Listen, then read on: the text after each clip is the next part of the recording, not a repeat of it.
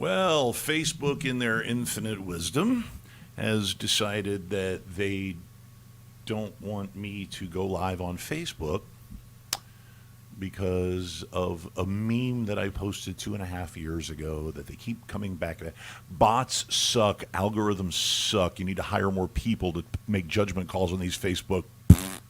Welcome to the Gonzo Radio Sports Desk. I don't have an axe to grind. I really don't. I really don't. Because we're here to bring you more than the panic news. We're here to bring you sports. And sports is opening. Sports is happening. Seated across from me, matriculating down the field from left to right or coming into your living rooms or on your devices. And he has gone super old school today. Welcome to Maz. Hello.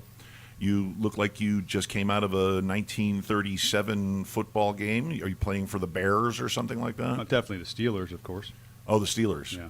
Did the Steelers exist back in the mid-30s? Yes, they did, as a matter of fact. I think I have to look it up and see. 1933, I think it was. The original. You had the big hats on the hats with the year established 1933 on it. Like every team had those. It was one of those alternate uniforms. But we're going through our technical difficulties because certain, shall we say, platforms have they have their technical issues of their own. But here we are. Can you imagine hitting the hole with this hat when Ray Lewis coming at you? I mean, what kind of fear? As long as Ray Lewis is wearing similar gear. Yeah, I don't know if he's hitting you with his head, though. I mean, he may hit your head, but he's not. Right. It's just, I can't imagine what the football was like with the rudimentary pads that they were wearing even 30, 40 years ago. But pads nowadays, and I've been saying this ever since I played a little bit in pads, okay? I never got hurt more, little bruises and contusions and dings and doinks. I never got hurt more playing in pads than I did. I played sandlot football literally 150 times. 150 games for 3-4 hours out there running around like an idiot, okay? And I got like maybe a bloody nose. I got maybe I got a bruise, you know. I didn't come anywhere near getting a contusion or a broken bone. We did that too. We played two-hand touch in the street, and then it was tackle in the grass. Right. And you had those two really thin strips of grass that broke the street and the sidewalk. Oh, I'd put you down on it. Well, I mean, it's impossible to just tackle somebody in the grass. I mean, you would get tackled in the street or in the sidewalk or in both or whatever the case may be. Two-hand slap. Yeah, and I got lots of scrapes and bruises, like you said. Sure. A lot of road rash. But if you were to bring back this whole system with the soft padded helmet, okay, concussion proof still. You don't need this big hard shell kazoo thing. Remember kazoo from the Flintstones? Of course. Okay. The great kazoo. The great kazoo. Yeah. You don't need the big kazoo helmets anymore. You go with the soft helmet like that with a bubble face shield so nobody can punch you in the face or sneeze on anybody. Or sneeze in your face. Yeah, more importantly. We're not talking about that anymore. So everything kind of goes to that. We're in denial. Yeah. Okay. You had it. I haven't. And that's the way I'd like to keep it. Okay. Big shout out to my cousin Rocky, by the way, who had it, by the way. He got his antibody test done. He was flat on his back in the hospital for a week back in early January. And they were like, we don't know what it is. We don't know what it is. And we don't know where it is. It's a flu. It's whatever. And he got his antibody test done, and the results came back 2 days ago. And, it's antibodies for COVID-19. So shout out to him and, of course, his son and his granddaughter who also had it. But, of course, young people seem to be able to shrug it off faster. I have a feeling anybody named Rocky who gets this is probably going to be okay. I mean, that just kind of goes with the... Listen, Rocky had high blood pressure before that. He's in his early 50s, okay? But he's a really active guy. He's in the gym 5 days a week. He's a little bit of a weightlifting buff. So, but he's also a dude with high blood pressure. And we know that stuff affects the heart and the blood vessels and the arteries. It causes inflammation.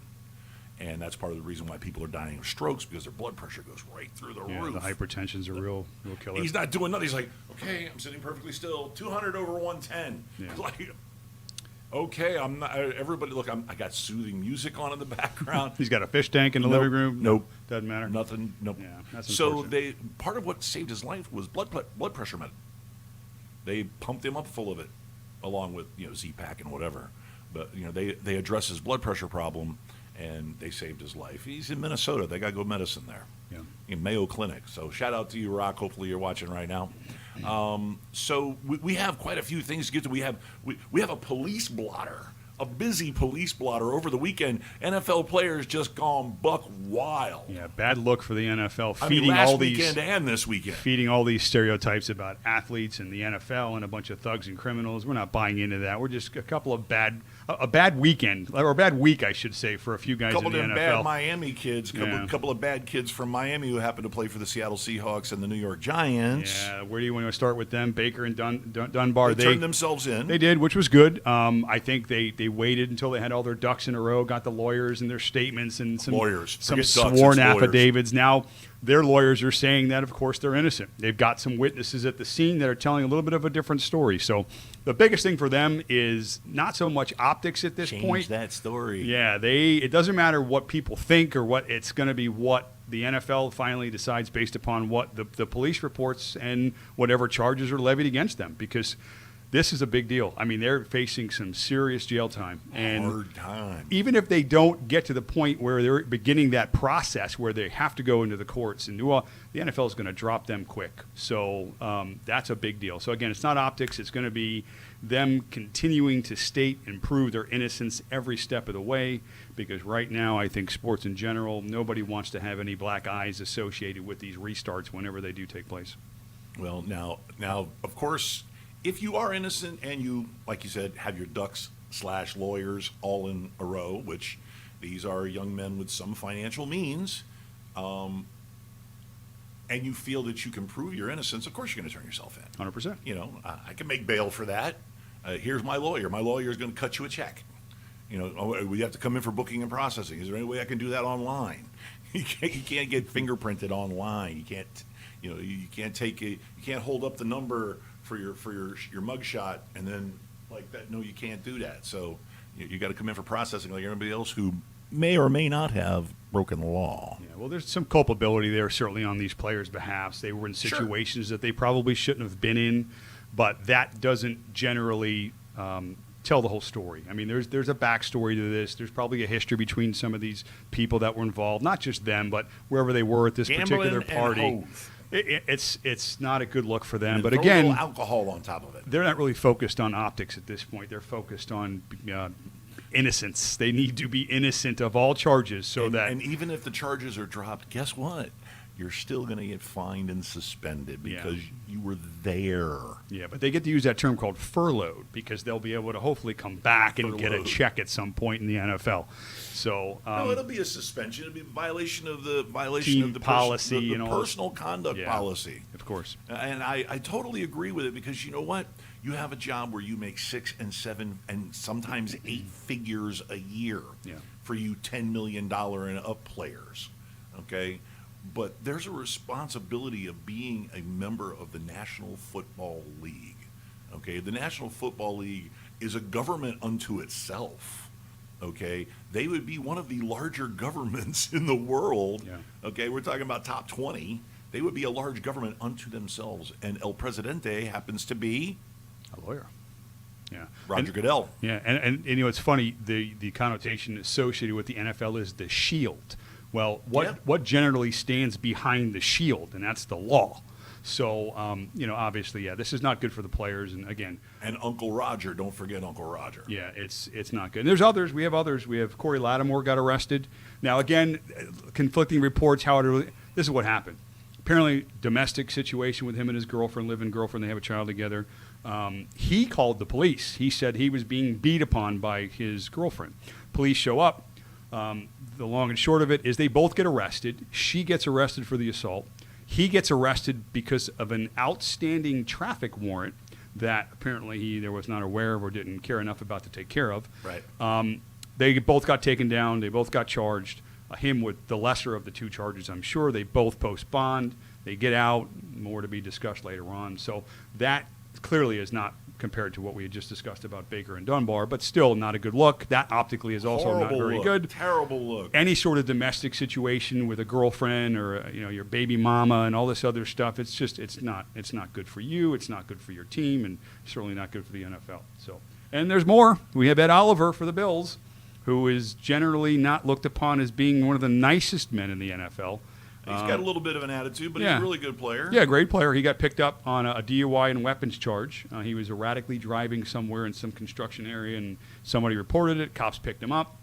This is all kind of just unfolding now in the last day or so. You know who I am. So he is also facing some legal issues as well. So, it's not been a good weekend for the NFL in terms of what their appearances are and the things that they try and project or deflect, I should say, in terms of the stigmas that sometimes are associated with pro athletes. Right. So hopefully these guys and the people around them can kind of rally this in a little bit, bring it in, get it cleaned up, and hopefully not have some of these things happen moving forward, because there's no place for this right now. Everybody's looking towards progress, getting things started again. Roadblocks of any kind like this, speed bumps, are not going to be looked upon very kindly. Right, and I swear to God, I'm not ignoring you. I'm drumming up some business right now. Yeah. Because our buddies, like I said, from YouTube, have really kind of cuffed us as far as being able to promote the show. So I am right now currently going out and sharing around our live link. For those of you tuning in, by all means, get your ass in the chat room and weigh in. I mean, we always welcome input. We always welcome opinions. We always welcome perspective.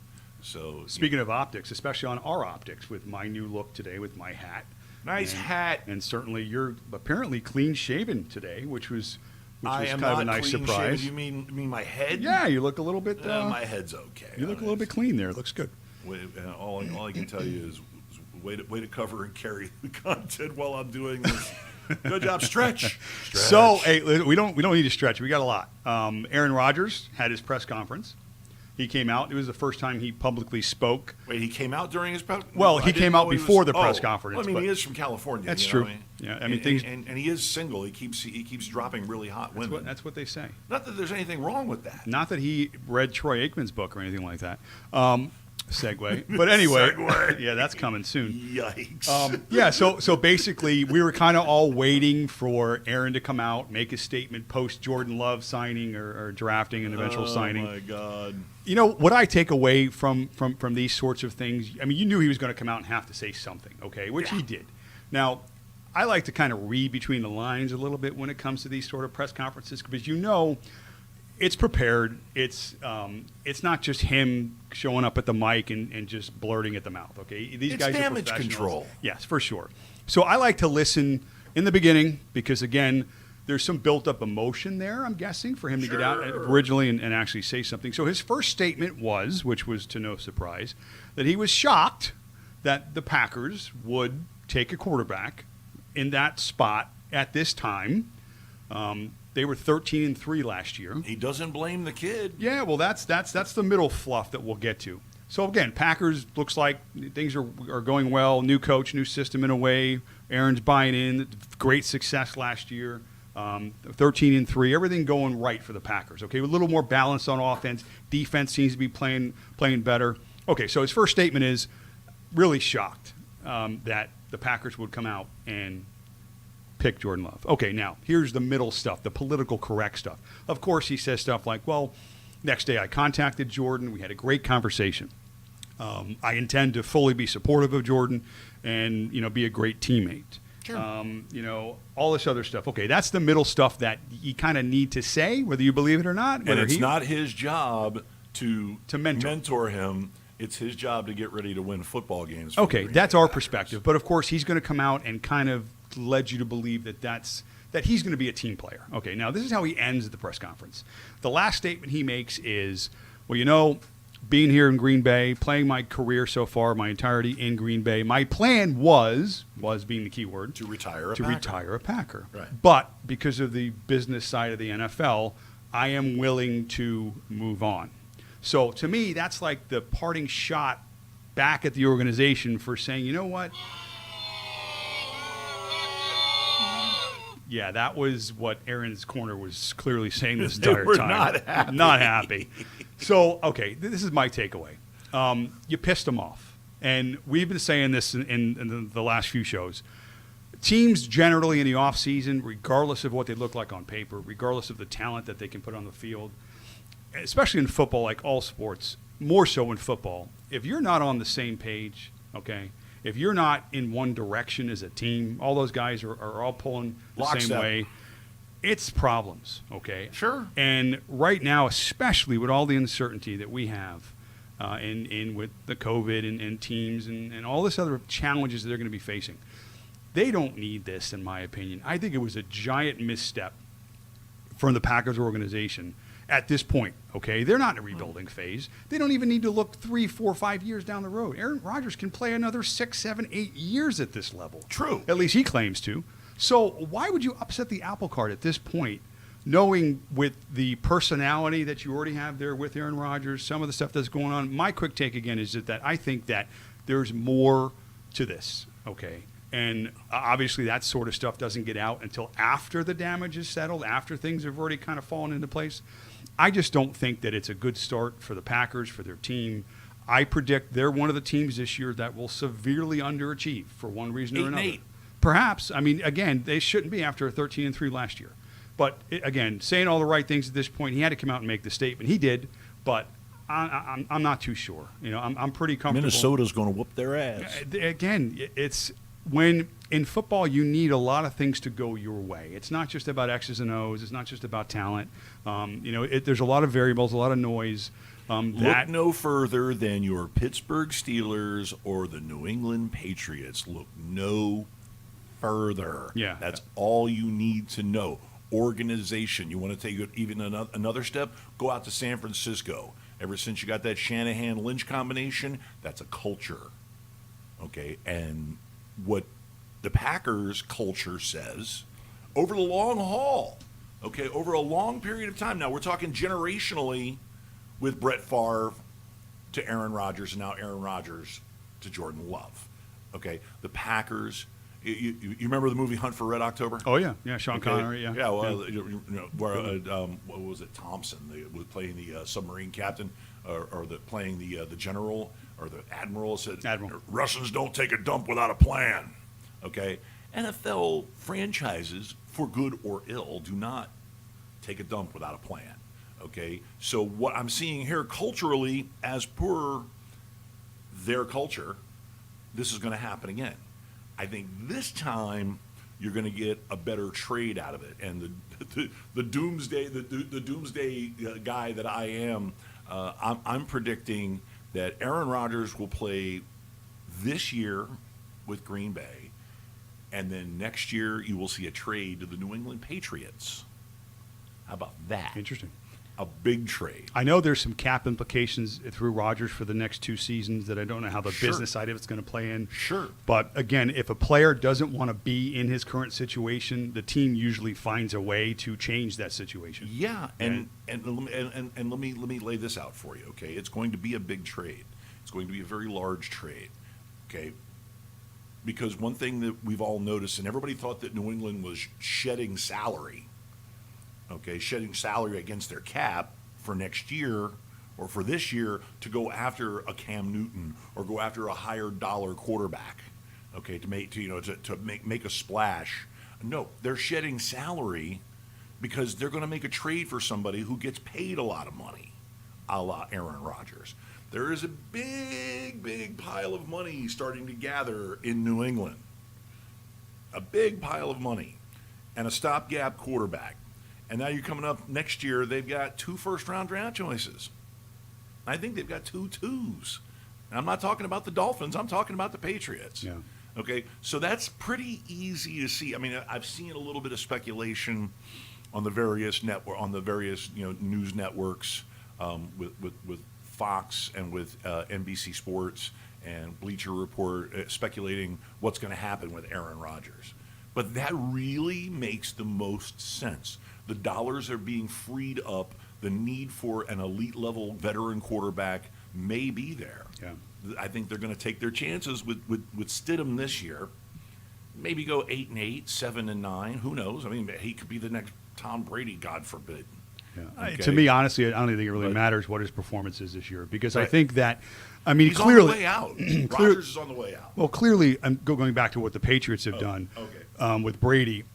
I mean, the writing was on the wall with Brady anyway. Mm-hmm. Whatever you speculate, whatever you believe the relationships were between him and Kraft and Belichick, 20 years is enough. whatever that is, it all came down to Brady's play on the field. And you can clearly see that it was starting to deteriorate. And if you were just to look at the reasons why, age, which is inevitable, decline at that point is inevitable, his value at this point was its potential highest. So in terms of trading, that's why you make trades, is you want to trade at the high, not the low, because you get a better return, number one. That's just in every aspect of life and business. But also, two, the Patriots know that 2 years from now, which is their plan, not so much this year, to put themselves in position with the acquired draft picks, with the opportunity to perhaps go get an Aaron Rodgers, that they will be again in reset mode and not so much in rebuild mode. It's a lot easier just to push the button and reset than to break it all down for a period of time and then start over. Belichick didn't want to do that. The organization doesn't want it. Winning organizations don't want to have to do that. Right. So they felt like this was the best plan. And if Rodgers happens to fall into Green Bay in 2 years and they have these additional draft picks, excuse me, for next year, then guess what? It is a reset. And it's not too far off. It's just another year away. When this particular year, by the way, Jordan Love could be the next Patrick Mahomes. this particular year here is not a guarantee. I mean, everybody's assuming the NFL's coming back. Right. Well, they have a plan, and they're enacting it. Whether or not there's a pandemic or there's a natural disaster. I mean, we're hoping it comes back, but it's not a guarantee. So this year can be looked upon for every organization as sort of a reset, in essence, to put yourself in position for when there's normalcy, down the line. So you can say you can say normalcy in quotations. yeah, again, whatever that's going to be, but we're assuming that there will be normalcy at some point. So you have to plan for that. It's a lot easier to plan under normal conditions than it is to plan when things are constantly changing. So what the Patriots have done, I think, was the right move. This whole Aaron Rodgers thing, I mean, that speculation, I'm sure that will start to gain some traction. He's going to go to New England. Yeah, I hate it. I hate the idea. It's very possible. I hate the thought. Very possible. Okay, but yeah. Okay, and you're going to see Green Bay all of a sudden loaded up with draft picks, kind of like the Dolphins were this year, loaded up with draft picks in the first and second round, and a young quarterback who has gotten a chance to sit and watch and absorb the speed. And a different coaching style and system in place that Yep. will lend more towards what he Yep. feels is best for the organization. So Let's remember, Taylor's on LaFleur. LaFleur. Is on year 2. Right. Taylor is 2 over in Cincinnati, but Yeah. LaFleur is on year 2. Okay, and even though the relationship between him and Rodgers is fine, amicable.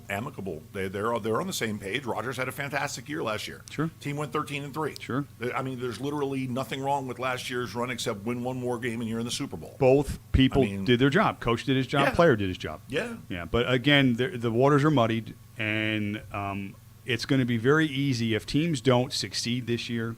It's going to be easy to deflect the blame and the responsibility Sure. on the current conditions or whatever those conditions end up being. But again, I think these teams themselves, they know who they are. Obviously, he wants and Green Bay wants Aaron Rodgers to be their quarterback. But there's more to this. And again, once these relationships end, you tend to find out more of the truths about some of the dealings and the relationships that were in place prior to the ending, you would say. So to me, when moves like this are made, there's stuff going on. There's noise, Sure. there's issues, there's strains in the relationships. How about this one? How about, let me sidetrack a little bit since we're staying within the framework of the Green Bay Packers. Okay, how many total touchdowns did Aaron Jones score last year? A lot. I mean, more than he ever had. 19. Yeah, I mean, 19. Yeah. 19. They drafted his replacement, or they drafted a guy who's going to move. Who's the other kid? that is their other running back. Williams. Yeah, Williams. Yeah. They're either going to move him but guess who's due to finish out his rookie contract next year? Yeah. Yeah. Okay, Aaron Jones. And we've talked about that running back position being somewhat as an expendable position, Devaluated. kind of like a plug and place type thing. Yeah, you know? it's a rarity that running backs get to sign a second contract. Okay, and if you do sign one on a second contract, your chance of success, especially over the length of that contract, be it 2, 3, 4 years, you have a law of diminishing returns. I mean, there are freaks like Frank Gore and Adrian Peterson. Sure. Okay, guys like that go 10+ years are excellent. But that's not the norm anymore in the NFL. That's not the norm anymore. No. Exactly. The salaries and the contracts won't allow that to happen. Nope. So. Nope. And that's even if you score 19 total touchdowns. Yeah. Okay. When you have 14 rushing touchdowns and 5 receiving touchdowns, DGAF. Why? Because your second contract, you're going to come out. You're going to come at him with your hand out like Ezekiel Elliott did. I want big money. You know, Look what happened to him. He had to accept a lot less money than he wanted. Yeah, one of the fallouts, I guess, from this all, in terms of how I think it'll negatively affect the players overall from a business perspective, is I think owners right now obviously are crossing every T, dotting every I, making sure that money is being allocated properly. Executives are taking pay cuts. When all this starts to play out, this will be the new business model moving forward for these organizations. And when that happens, when there's financial resets, who is going to be the one, or business resets in general? It's the employees are the ones that generally take the hit. And guess what? The players are the employees of these organizations. Yep. So clearly, moving forward, it's going to be rough sledding for some of these players in terms of contracts and money, and the owners are going to be squeezing these pocketbooks even moving forward past this. Again, because I think this will be the business reset, the new business model is how do we save here? How do we cut here? How do we do this differently? Well, that business model started when was the last CBA when they agreed to slotting rookie salaries, like the rookie salary cap or rookie salary slotting? Maybe 2014, maybe I think it was. That's when it started. Yeah. That's when it started because you could start. I mean, who was the last bonus baby? I think it was the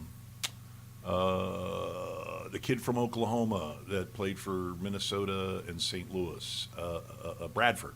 Sam Bradford was the last bonus baby. Yeah. Okay. And how'd that work out for the organization? Yeah. They're probably still paying for it. I think he's still getting paid. Yeah. Okay. But you now sign these quarterbacks to 4 and 5 year deals, or 4 years with a 5th year option. Okay. So as they develop, you can make that judgment as to whether or not they're worth the money.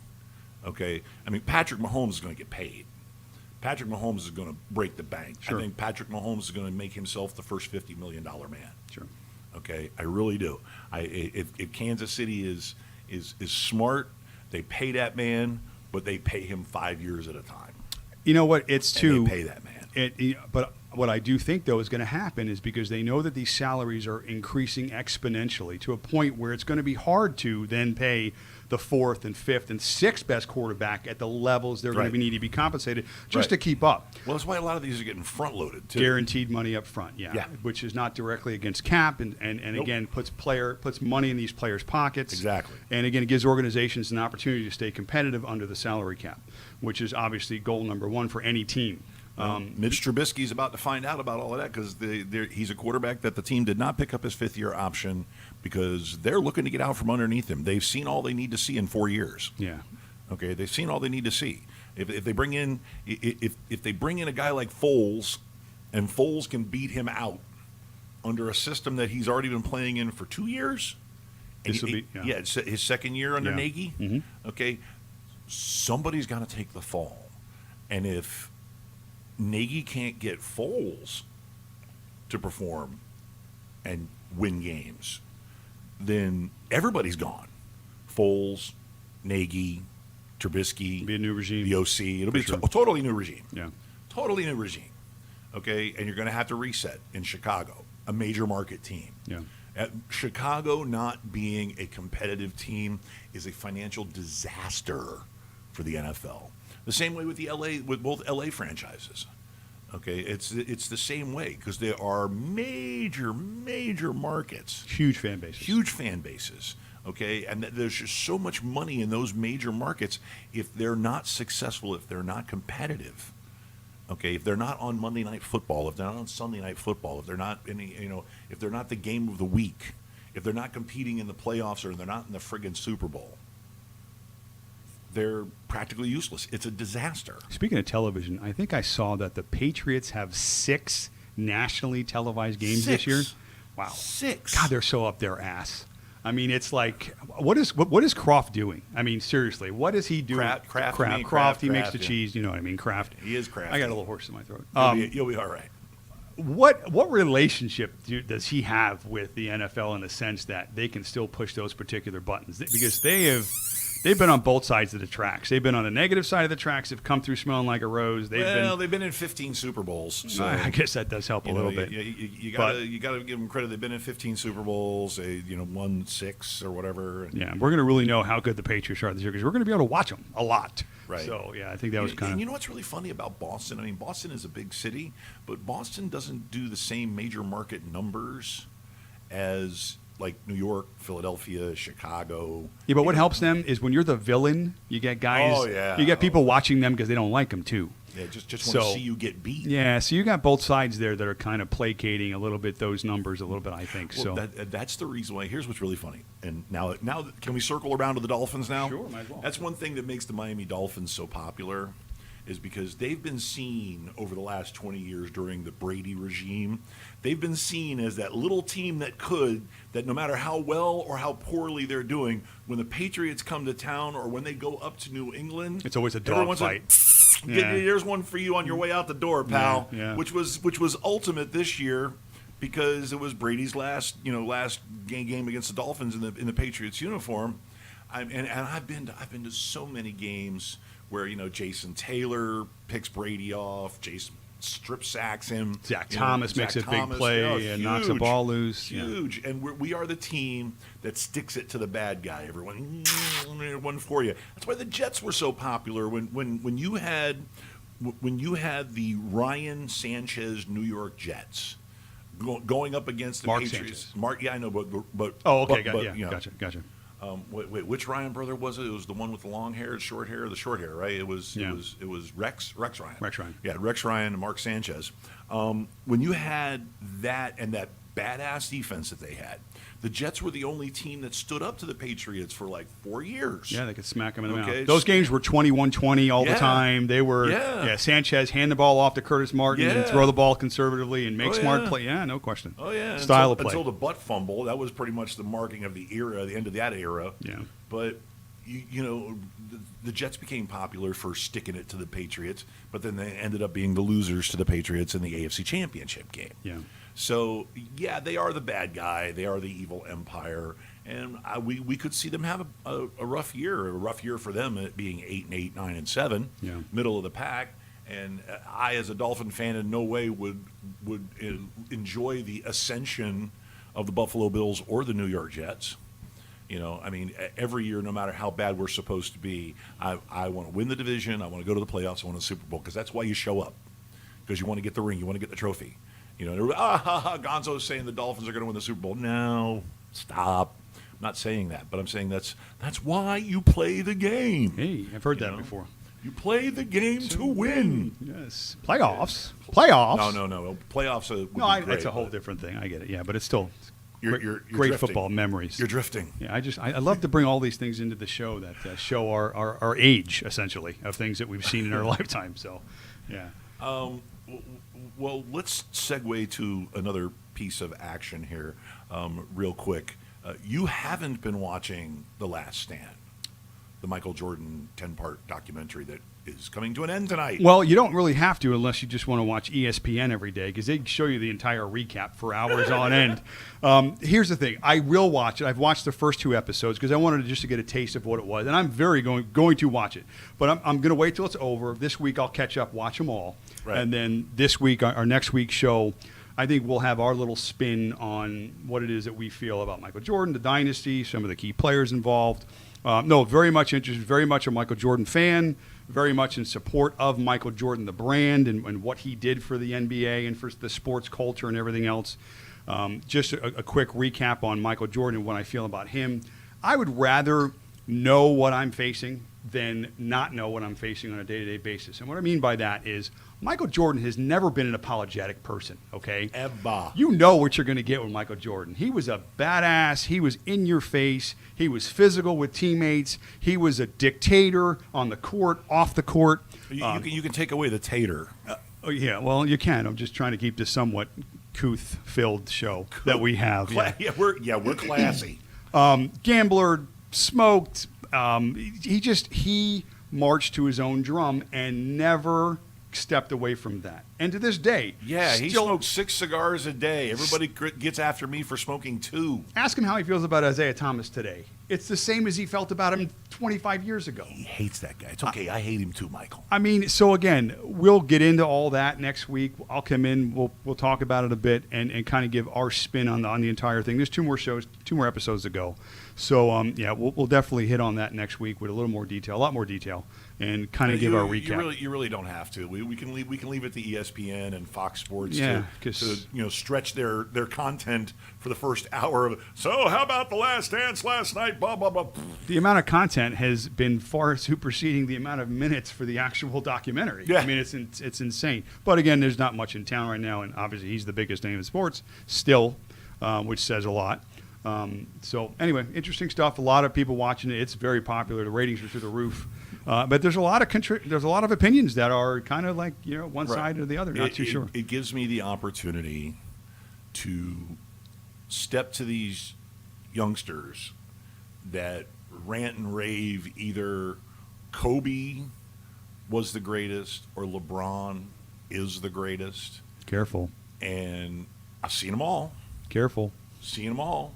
I don't including like Jordan. I don't like these comparisons. One of the best sports moments of my entire life was the first half of the first game here in Miami, Game 3 of the 1992 playoffs, and I got to sit on one knee behind the stanchion. And I got the 3D experience of the Chicago Bulls coming at me.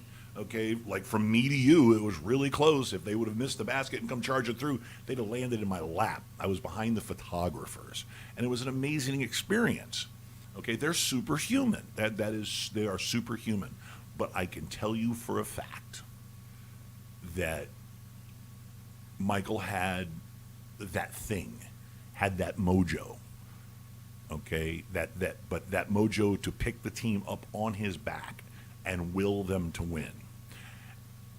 He has a speed and twitch quickness advantage, period. Speed and twitch quickness advantage over LeBron James. And, I mean, even a minor speed and twitch quickness, man, even over Kobe. And Kobe, they call him the Mamba for a reason because he's sudden. He's like a snap of the fingers and he's gone. You don't see it coming. Okay? Yeah. And Jordan is that guy too. And Jordan is shooting from the outside better. And Jordan is pushing his team harder. Okay? And Kobe is Jordan Jr. And LeBron is LeBron. LeBron is 6'9", 260 pounds of cut muscle that can run really fast. He's really fast and he's really good and he's really accurate and he's LeBron. But he's still third. He's still the third banana. If you really want to talk about Jordan, Bryant, LeBron is third. I always argue that when you start to create these lists, right, that when you finish your list, you're like, oh no, what about him? Or oh man, I forgot about that guy. It's eras, it's different styles of play. What Jordan had to go through with the even league rules at that point. I mean, the game was a lot more physical. You can see that in some of the old tapes. The man was Elvis freaking Presley. He was the Michael Jordan show. Let me put it to you. It'll give you a little perspective. The first time I paid more than list price for a basketball ticket, for any ticket, a scalper price, and I paid $150 for a decent seat to see the Chicago Bulls in '91. I wasn't rich back then. I was a broke-ass club DJ. and radio grunt, okay? And I ponied up, like, that was a third of my weekly income. And I ponied it up to go see Michael Jordan at the Miami Arena for you old farts out there. You weren't alone in that. There are a Okay. lot of people who were doing the same thing at that point Exactly. to go see Michael Jordan. And we beat them. Okay, but I went to go see the Michael Jordan show. Sure. It's as simple as that. He was the show. Yep. And when you're the show in the show, and I mean, he became so much more. He became so iconic. It was bananas. It was nuts. The world stopped when he came back from basketball. When baseball went on strike and he came back to basketball from baseball, the world stopped. He came out with that ridiculous number 45 uniform and everything, and they lost in the playoffs. They were human. Okay, that was the short run of the really powerful Orlando Magic. You know, Shaquille O'Neal, Penny Hardaway, and they were amazing. I mean, they had Horace Grant. You know, that was a monster team. But of course, they should have beaten the Bulls that year. Okay, they would have crushed the Bulls without Michael. Okay, they would have swept them without Michael. Right. Okay, but they beat them 3-1. I will say this, though, and not in defense of LeBron James. He doesn't need defense. No, but he in doesn't. terms of what he He's represents now to the NBA, Yeah. when you're talking about people would go to see and pay anything to go see Michael Jordan. Oh, he's in that Jordan slot right now. There are numbers that back that up, too, especially in the short time that Flagship he's player. left the East now is in the West. Right. Viewership is down for East Coast games. Yep. Attendance and money revenue in these stadiums where he used to be and playing in those are down. Yep, it was a bad financial mood for the league. There's not another player right now in the NBA after all these years that still drives the revenue stream like LeBron James. Nope. These other guys that are out there that you want to take the next step. Kawhi misses 20 games a year and says nothing to the media. He's quiet. He's not the guy. Giannis, as talented and as dominant as he is on the court, he doesn't have the personality and the drive to push the NBA like he is now. He has the personality. I think he feels a little awkward because of either his accent or it's because that level of the spotlight is a little weird for him. Okay, I don't well, think he's apparently comfortable in that hasn't been spotlight. the issue for LeBron since the age of 16. All he's Yeah, had is oh, yeah, spotlight. oh, So, yeah. again, illustrating the point that who's going to take the torch now once LeBron, who is our modern-day Michael Jordan, who's the next guy? Is it going to be Zion, who can't stay potentially healthy, who they're putting the world on his shoulders? And Well, we again, haven't seen a big enough sample that, size. again, for but him. that's a story that hasn't been written. But Right. do you have the same confidence in a guy like that to be able to take the torch? I don't. So, again, the NBA is going to be desperately seeking in a star-driven league to replace LeBron James once his time is up, to carry the torch in the NBA, to move it forward, whether it's in the Eastern Conference, the Western Conference, or Kevin both. Durant. You have in a slightly, slowly aging Steph Curry, who could have been that whole squad out there in Golden State's but getting old that now. time, yeah, and again, he's a family Excuse me, guy. they've reached the peak of their run, I think. You mentioned Kevin Durant. He's gotten into fights with every place he's been along the way. The claim is he's as sensitive as it comes. I don't want him carrying the load. Okay, so again, who is going to be the next guy? I think the NBA really is going to be searching and focusing on trying to get that next guy to take the. And again, where is that? So, just in the comparison of LeBron and who he is now to the NBA, I would consider LeBron certainly in the same breath, same conversation as Michael Jordan, as the two NBA athletes over the last 30, 35 years or so in the NBA that have taken the entire league on their shoulders in different ways. Okay, I'm not saying they're the same player or the same person because they're clearly on different ends of the personality spectrum. But Kobe's the guy that took up the torch. Kobe and Shaq, to a lesser degree, took up the torch after Michael left. After Michael finally retired as a Washington Wizard. But they were the stopgap. They were the stopgap. Right. But still, they did. But LeBron... You called Kobe the best player in the NBA after Michael retired or left the Bulls and then, mystifyingly came back because he got a piece of the ownership of the Wizards or whatever. No one in the history of the game has been able to maintain the level of performance that LeBron has shown over the last 15 or 16 years. No one has been able to do that. True. And you can clearly say that it's not like people are almost like if you want to compare him to Tom Brady, that you can start to see chinks in the armor. I mean, LeBron did get hurt last year. That was his first time, okay, in his entire career. But he came back from that, and he was playing at one of the highest levels to this point at any point in his career. So, again, I'll state this. I don't want to compare players just for comparing players' sake in terms of who's better, who's not, again, for just a simple analysis. I think when you look at the entire body of work for Michael Jordan, and certainly once LeBron James is finished, that it's going to be those two guys on the top of the mountain, and neither guy is going to be able to push the other off. And that's how I feel. I mean, that will be their stories, is that everybody should be compared to them. They shouldn't be compared to one another. Sure. So that's just my final say on all things. So we'll get into the Jordan thing next week, and we'll break that kind of down and have some fun with that. But yeah, I mean, we were only supposed to talk about that for about 2 minutes because you haven't watched any of it or anything like that. So we'll certainly have some stuff to say next week. Sure. So. All right. Well, what's next on your cavalcade of criminal fun? We have no more criminals to talk about. No, right? but we have some stuff that may be a little bit sensitive to some others. No. Yeah. Here we go again. Affirmative affirmative action. What is wrong with you? Every year we get to this point in football, it seems, that leads the charge in this, and the hiring of coaches and the Rooney Rule and all this other stuff, which is great for the NFL. It's something that finally happened. It's opened some eyes. It's created opportunities for some. Well, full disclosure, as dedicated fans of teams with very, very good to excellent black head coaches, okay, and I don't know about Colbert, your GM. I know my GM happens to be African American, and several of his consultants, Reggie McKenzie, happen to be African American as well.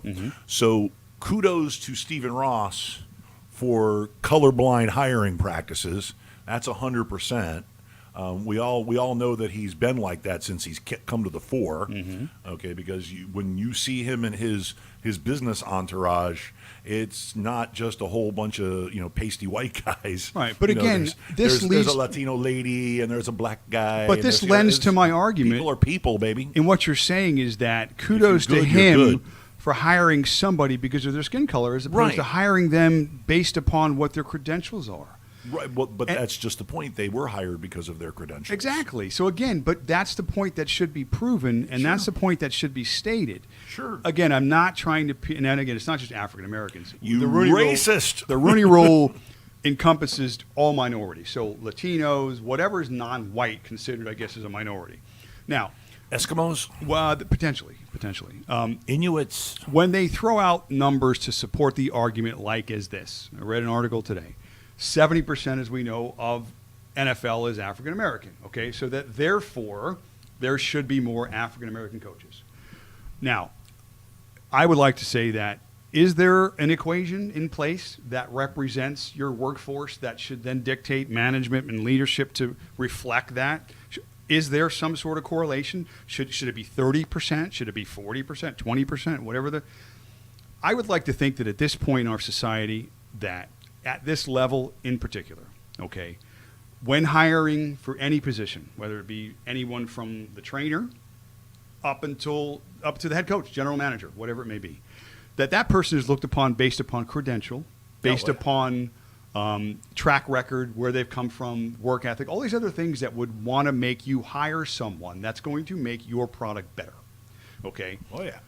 Again, not denouncing the Rooney Rule and all these other things, but have a plan in place to allow these owners and then general managers to make these decisions based upon criteria, not based upon affirmative action, not based upon numbers in which you feel should be a fair representative of the workforce. Those things to me don't hold water, okay?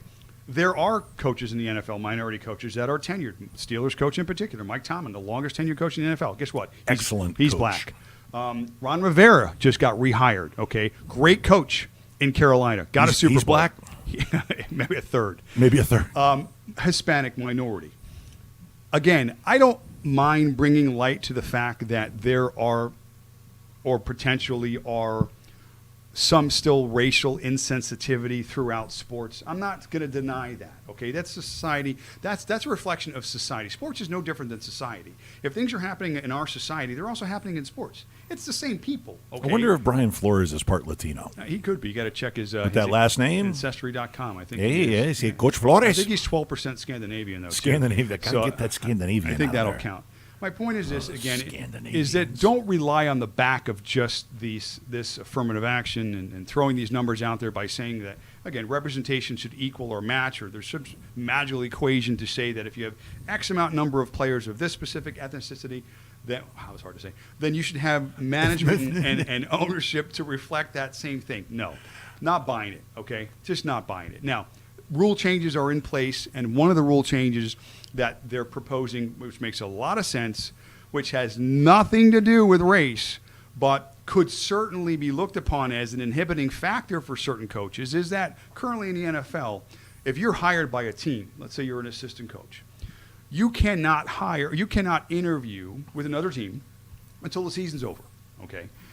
That only makes sense. Not really. I'm not buying it. If you're in the workforce, if you work for Apple or IBM or other big... Oh, not for the same position. Okay, but even so, you should be allowed to at least have dialogue, okay, with another team on some level so that at least there's the doors being open. There's interest, there's opportunity, there's a way to get to know someone. Right. Well, listen, I'm certain that there's nothing to stop a team or a representative of the team from speaking with the agent, okay, the representative of said coaches, especially if you're interested in them and they're going, I don't hate circling back to the Miami Dolphins. I'll use them as an example. Okay, in the run-up to hiring Brian Flores, his name was always mixed up in the middle of all of these names that they were talking about bringing in to replace Adam Gase. Okay, and you know, finally, Adam Schefter's one that got this. He came out and he said the only reason the Miami Dolphins have not picked a head coaching candidate, because he had all these other teams hiring coaches left and right, hiring. All the good coordinators were off the board, is because they were waiting for the New England Patriots to finish the season because Brian Flores is their man. Okay, so you know that there had to be, you know, say when you're done with the season, holler at me. I may have a job offer for you. Yeah. So again, the rules are in place that you can't interview. Come but to what Miami. Qualifies as an interview? Would those text messages or phone calls or questions? Well, I know that there was contacts. What umbrella is interview covering exactly? I mean, these rules are in place to be broken. Right. They're arbitrary rules. They're Well, not. There's no way to quantify it's what kind an of, it's kind interview of like is. laws in society. Okay, there's like laws in society. You know, you're not supposed to walk down the street whacking somebody in the back of the head with a baseball bat. Okay, you know you're not supposed to. Yeah. You know you're not supposed to kill people. So there's a law there. And 99% of us don't kill people, but there's always that 1%. And you got to have that law in place for that 1% of lunatics, maniacs, passion criminals. Yeah, but there are also drunk things drivers, that are gray, like jaywalking. I mean, when's Okay. the last time you seen somebody get picked up for jaywalking? If I was a cop, I'd tase you for jaywalking. I mean, it's like I would. I mean, why is he flopping around in the middle of the street? because he was jaywalked. He didn't stay in the line. Dance, flop around like a fish. So it's just. I would make a horrible cop.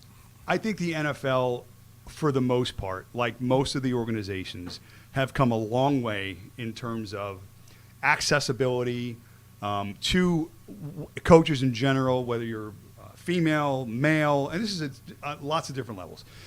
I mean, I don't think these decisions are, for the most part and for the large part, in any way racially motivated. I don't think if whatever coach comes and sits in front of the general managers and the owners' discussion table, they go to lunch, however those start. If a guy is prepared and has the track record and the ability to run your team in whatever capacity that you want him for, again, from trainers to coaches to head coaches to whatever, that person's going to get the job. Nobody's going to look at them at that level and go, okay, black guy, I'm not too sure. Spanish guy, not too sure. I think those days are behind us at that level. Okay. Sure. So again, these articles, every year they come out And every year there's somebody that's going to scream and go, hey, we fired 2 Latinos and 1 black. We only hired 1 Asian. It's unequal. It's racially motivated. I'm done with these. All these conversations do is increase the racial separation that people already have in their pockets, in their minds, that make it such a very insensitive and unapologetic subject where you almost have to choose a side. And it's blame social media. But we shouldn't be having to choose sides anymore. That's what creates it gives the voice division. to the whiniest of them. Listen, it's not like there's an inequity. There isn't an inequity in the numbers. Okay, there is an inequity in the numbers. Okay, can you name all the head coaches of color? You've already named off Rivera, Tomlin. But in order to have an inequity, you have to have a baseline. Right. So what is the baseline? Tell me what the baseline is. Tell me Listen. What should we have 6 minority coaches in the NFL? Right. But what we've seen here. What if 2 of them suck? Last year, okay, we had a black head coach, Steve Wilkes, who got fired after 1 season. 1 season where the team fell apart. 1 season. Immediately rehired and replaced by a white head coach.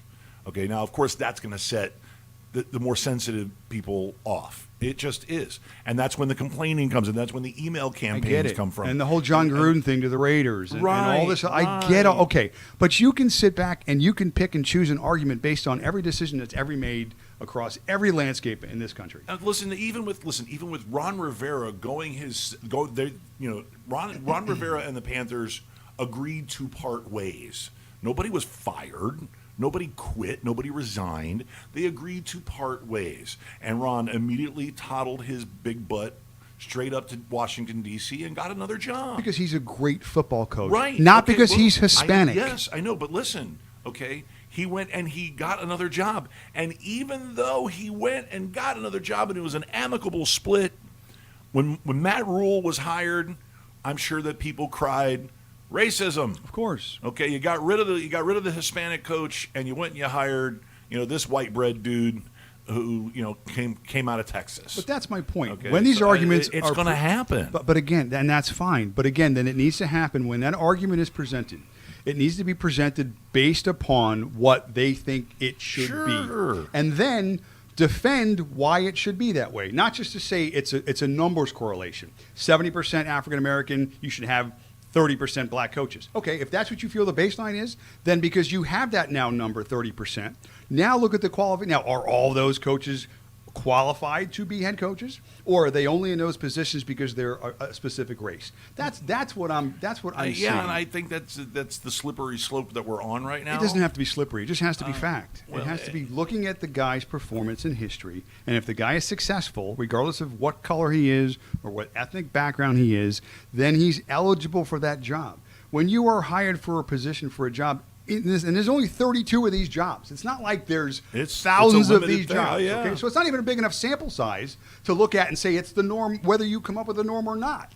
Right. If you had 10,000 head coaching positions and you had 7 of them filled with minorities, then you got an argument. Problem okay, there. But until that paradigm shifts, and it never will, you're looking at such a small sample size. Yeah, but let's listen. Let's remember one thing. Okay, evolution doesn't happen overnight. Culture shifts don't happen overnight.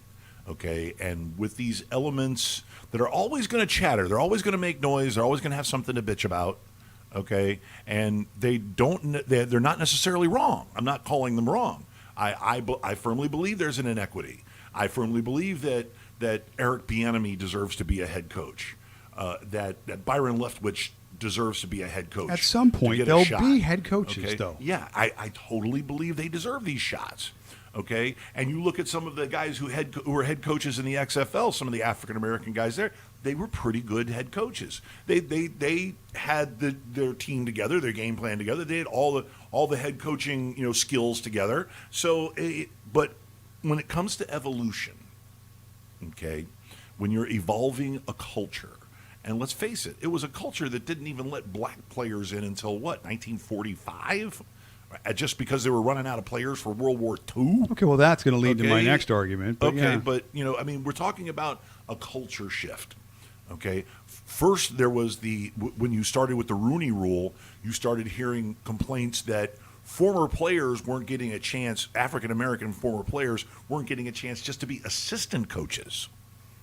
And there was a stink about that. And I believe and that it was that a took novelty place. to have an African American assistant coach. And I believe that took place across the sports landscape. Yeah. Okay, but I In will all say sports. this. Why don't we flip it and say the players? Why aren't there 70% of the league players, why are they not either Hispanic or African American in this case? Why? Because they're not good enough to be in that position. NBA, too. Why is 80% of the NBA, 90% of the African American? Because the other races aren't good enough to be playing or performing at that level. How come that's not? No, I like those European white boys. Okay, but again, European white boys are badass. Based on the numbers, just based on the NFL, they say 70% of the NFL is African American. Why Right. isn't it 50%? Well, listen, we've all known that. Okay, we know the societal division. Okay, 17% of our population in the United States is African American. Like 14% is Latino, and so on and so forth. Okay. Okay. Yeah, there's a bunch of honkies. This is a honky nation. No matter how much you want to, bitch or cry about it, we are 2/3 white folks, and there's all kinds of cultural problems, region to region, state to state, Yeah. area to area, city to city, town to town. There's differentiations. We're a mishmash all over the place. But as a culture, we are just developing that color blindness. It's just developing. What's social acceptance and all right. that stuff? But right, and it's qualification. that It's should be- qualification. that's the paradigm I live through. I would look at someone in that position, and maybe again I have blinders on, but I would pick somebody based upon qualification and not based upon Sure. where their parents were from Sure. and what color their skin is. Right, and listen, you're part of that Gen X. Gen X is one of the biggest generations, group of people that are the beginning of that universal acceptance of other races, universal acceptance of people of LGBTQ, RSTUV, whatever you want to call yourself. Yeah, ABC. We are that generation, okay, that begins that acceptance. We are that generation that is very steeped in the electronics, steeped in the internet. We're the beginning, okay, and then the millennials that come after us are more so and more so. And I believe generation by generation by generation, before we're old and dead. Okay, before next week, before we're old and dead. Okay, I mean you have a daughter. Okay, she doesn't blink at color. She doesn't blink at sexual orientation. She doesn't blink at it, right? A lot of it is exposure. You're right. A lot of it is just acceptability. It's because it's part of her culture. Sure. Okay, because she sees children of other culture, other ethnicities as being equal. She sees, children that may be, a boy who's a little effeminate and is just finding himself as a gay teenager. Do you? Okay, and that's that. Now she's Gen Z or Gen. She's even she's what 12, 13? Yeah, she's 12. 12. Yeah, and that generation right there isn't going to have the same problems that we, as Gen X, after the boomers. The boomers. Racist maniacs. Sorry, you're racist maniacs. Sorry, Mom, your generation was, okay? And the greatest generation was even crazier. But as the generations go on, like I said, when we're old farts, we may see the absolute end of the Rooney Rule. We may see a good 40% of the coaches, the head coaches in the NFL will be minorities, especially I'm telling you, Byron Leftwich is going to be a good head coach. Yeah, he's going to be a good head coach. When they were talking about head coaches 2 years ago, Byron Leftwich, love him. I think he was going to be a fantastic. He's a big reason why that Jaguars offense got to the AFC Championship game. Okay, he made Blake Bortles a good quarterback. As long as we don't blur the line between why he's that great coach and how come he got the job. What's the average age of an NFL owner? Probably in their 70s, I would imagine. Yeah, let's call it 70. Yeah. And that's old school. That's boomer. It's old school. That's boomer. Yeah. Boomer still got that racism. It does. No matter the individual, okay, that 56 to death category, okay. It's a different mindset. They've got that racism. I get that. That was the culture. I get that. Okay, that black people had inferior intellect, okay, that black people were supposedly genetically superior athletically, that black people couldn't process information, forget intellect. Maybe they were smart, but they couldn't think fast enough. Okay, those are all reasons why they couldn't be there couldn't be black quarterbacks, because they didn't think that black people were smart enough to play. Okay, so that's, I mean, you're looking at the shift right now. We're in the middle of the shift, brother. We're in the middle of the shift. Well, then it and needs the to be NFL shifting. is evolving as well. Okay, but these sorts of statements and these sorts of things don't lend to the shift. They lend to the old school mentality of this is why we're doing things. Right. These are the problems with the current system, and it's strictly based upon racism. And I'm telling you, and we've agreed now, that it not only is a shift, but it needs to be a total shift. It needs to be, if you're going to continue upon and prove these or attempt to prove these sorts of things, then prove them. Don't put them just on the back of numbers and what they should be and shouldn't be. Prove it. Give me the numbers. Tell me what you think is fair, and then back up, not only because fairness doesn't create results, okay? Fairness just is fairness. That's a participation ribbon. That's fair.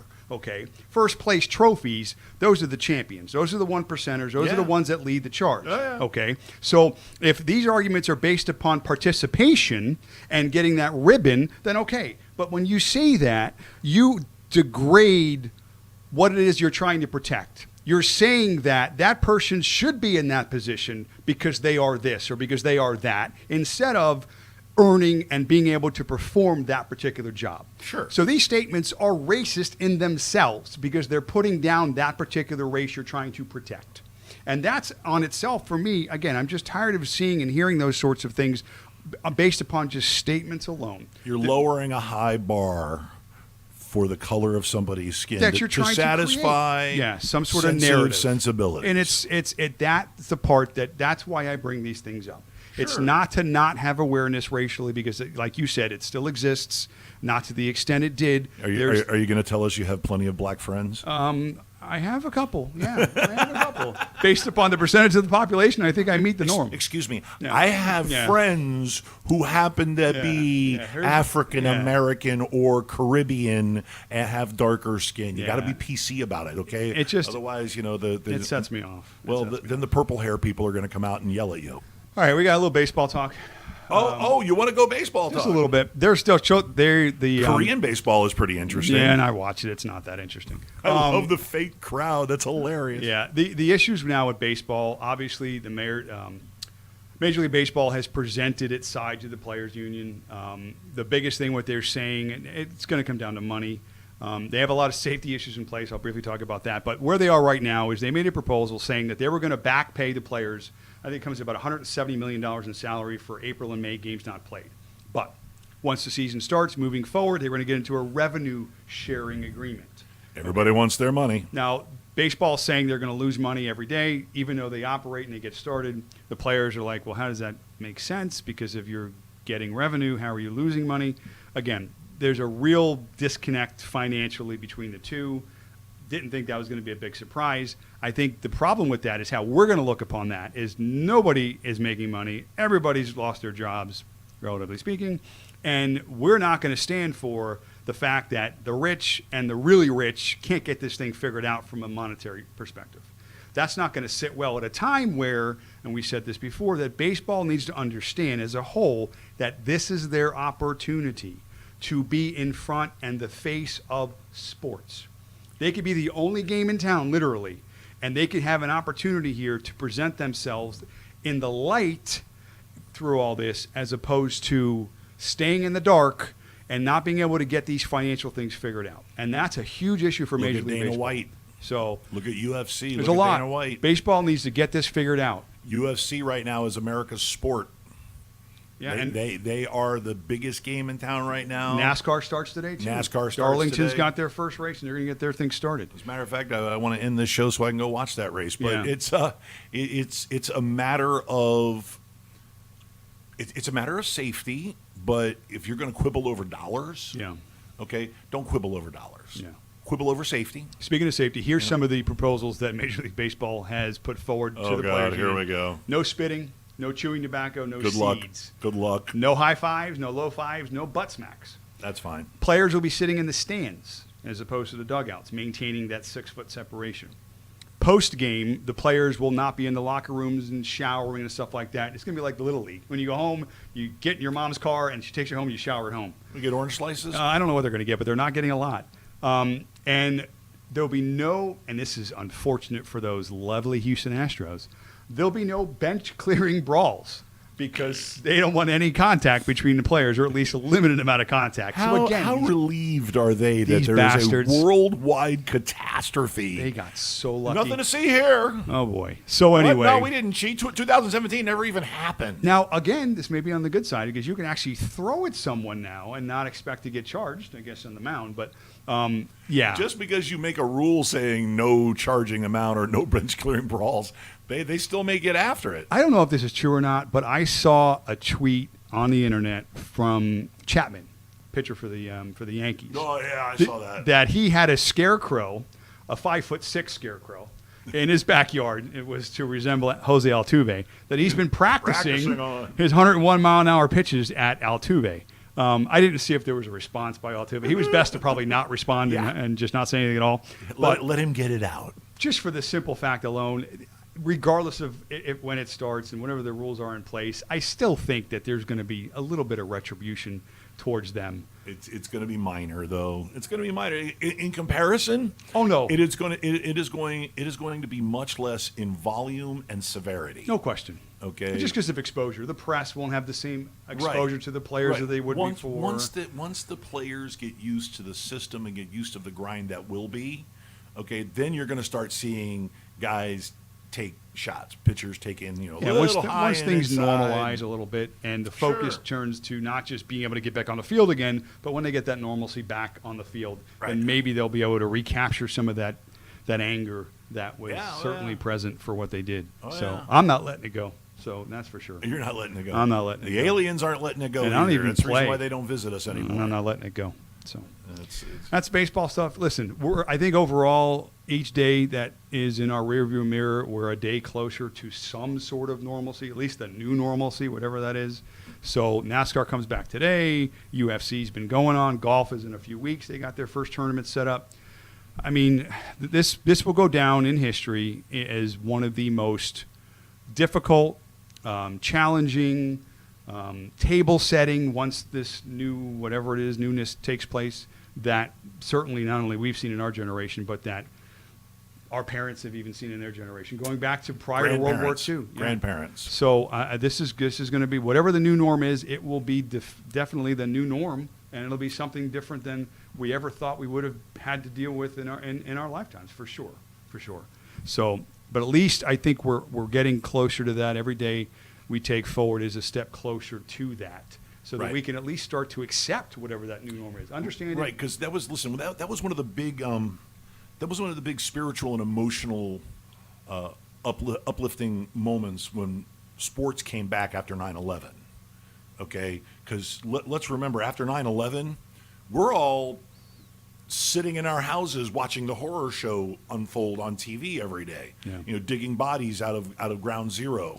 And of course, all the politicians and public officials are proselytizing about how they're going to do this and they're going to do that, and our enemies, and and we're all just like, we can't fly nowhere. We can't go nowhere. We were concerned to go back into the stadiums. Exactly. We were worried about the safety of the stadiums and we were afraid to go to ball games. Yeah. But resolve always pulls through. I mean, our resolve, and I think for the most part, people in general, is as strong as anything that we have within us. It's like if you push us against the wall, we're going to come out swinging. Sure. And I think that will happen. But again, we have to establish what the parameters are in order to do that. But we haven't had sports.